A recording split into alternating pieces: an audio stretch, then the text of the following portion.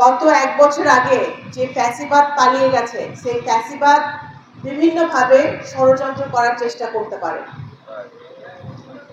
দুর্গাপূজাকে কেন্দ্র করে তারা কোনো কিছু অঘটন ঘটানোর চেষ্টা করতে পারে। সেইটার জন্য আমাদের যারা বিএনপির নেতৃবৃন্দরা আছে এবং সাধারণ গ্রামের যারা আমাদের বিএনপির কর্মীরা আছে, তাদেরকে অত্যন্ত সতর্কতা অবলম্বন করতে হবে।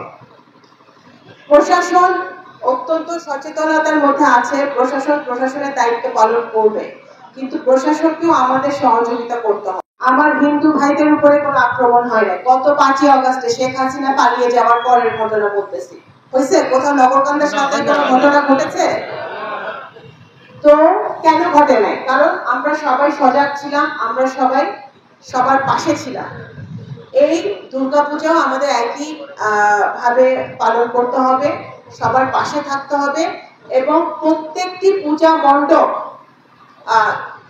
আমাদের ওয়ার্ডের যারা বিএনপি কর্মীরা আছে তারা পাহারা দিতে হবে। পাহারা কিভাবে দিবেন? 103টা পূজা মণ্ডপ হবে আমাদের 2 উপজেলা মিলে, পৌরসভা মিলে।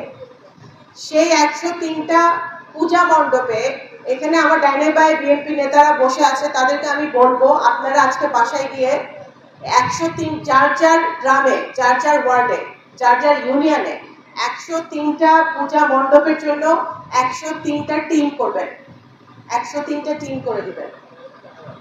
টিমের মধ্যে